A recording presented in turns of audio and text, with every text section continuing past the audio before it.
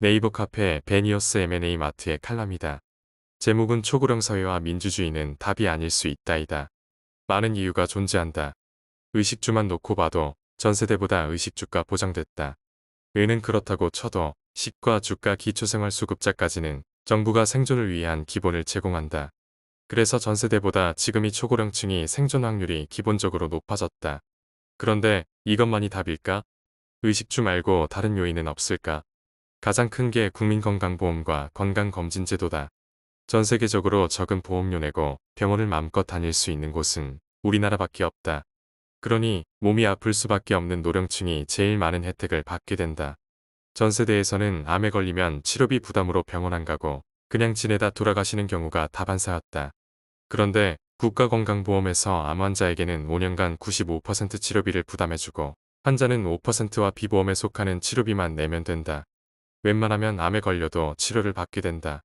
그러니 고령층의 암에 의한 사망률이 전세대보다 낮아진 게 사실이다. 고령층이 사망률이 낮아진다는 것은 반대로 얘기하면 생존율이 높아진다는 것이 된다. 그런데 왜 고령층이 생존율이 높아지면 민주주의가 위협받는가? 이유는 간단하다. 인구 분포적으로 보면 우리나라 인구는 더 이상 피라미드 구조가 아니다. 위 표에서 볼 때 2070년에 80세 이상의 고령층은 21%고 70세 이상은 18%다.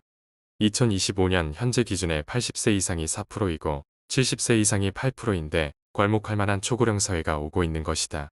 세대별 단절은 경험의 차이에서 나타난다.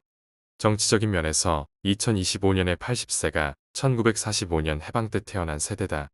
81세부터는 해방 이전에 일제시대 때 살던 사람들이다. 여기에 민족의 비극인 1950년에 한국전쟁을 경험한 세대로 계산해보면 1950년 전쟁이 시작될 때 태어난 사람이 75세이다.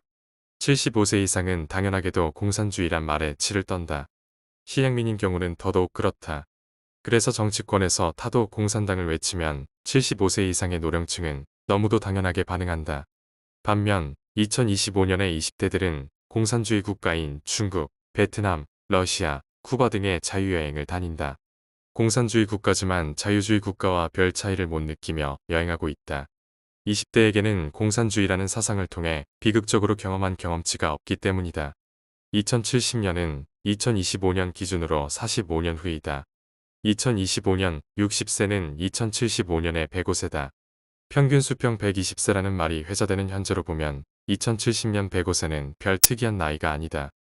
2025년 35세가 80세 구간에 들어서게 되는 게 2070년이다. 현재의 노령층과 청년층이 공산주의라는 말에 대한 반감에서 차이가 나듯 미래 2070년에 80세와 2070년의 20대는 세대 간 갈등이 없을까? 분명히 존재한다.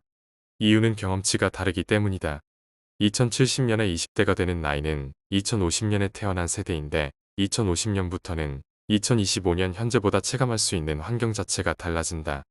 대표적인 게 2050년 정도에는 암이 더 이상 큰 병이 아닌 게 된다. 두 번째는 2050년이면 AI와 로보트가 세상에 싹 다 펴진 세상이다.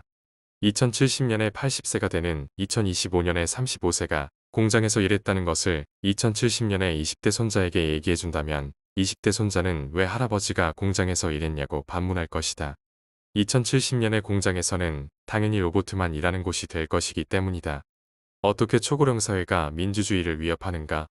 인류의 발전은 신기술과 그 신기술로 무장된 신세대를 통해 이루어진다. 그런데 초고령 사회인 2070년의 1인 1투표권이 계속 지속된다면 문제다. 70대 18%, 80대 이상이 21%면 합이 39%다. 전체 인구의 39%가 노인 인구다. 그런 노인 인구가 1인 1표로 투표하게 된다면 당연히 엄청난 세대 간 갈등을 초래한다.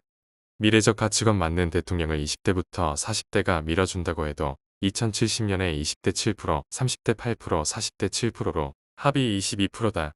2070년에 70대 이상의 39%보다 17%나 뒤진다. 그러면 50대와 60대가 스윙보트가 될 수 있을까? 이론적으로는 될 수 있다. 2027년에 50대는 12%고 60대는 14%니 합치면 28%다. 20대부터 40대가 22%니 50대와 60대의 28%와 뭉친다면 합이 50%다.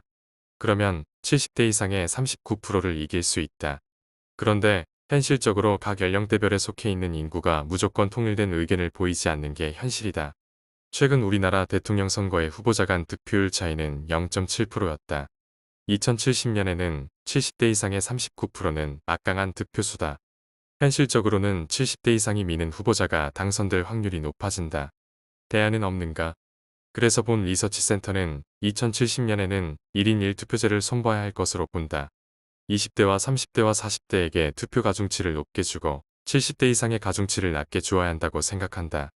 그래야만 그 시대를 이끌어가는 20대부터 40대까지의 중요의 사결정이 정치에 반영될 수 있기 때문이다. 인구 구조면에서 2070년까지 망할 사업은 무엇일까? 1. 영유아 산업.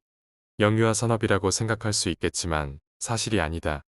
1960년에 10대 미만은 31%였지만 2025년에 10대 미만은 5%다. 2010년부터 10대 미만이 10%대가 무너졌다. 그런데 2070년에 10대 미만은 4%다 고작 1%밖에 안 떨어졌다. 퍼센티지로 볼 때 단 1%만 떨어졌으므로 영유아 산업은 큰 타격을 받지 않는다. 물론 수치상 오류가 존재한다. 현재 표에서 보여주는 수치는 해당 연도별 가격령대의 분포 수치다. 인구 구조면에서 2070년까지의 흥할 사업은 무엇일까? 1. 암치료 신약. 빠르면 2030년까지는 암이 정복된다는 얘기가 회자되고 있다. 기존의 수술로 적출하는 방법과 방사선 치료와 항암 치료만으로는 안 되기 때문에 근원적 접근법을 새로 개발해야 하는데 몇몇 방법들이 시도되고 있다.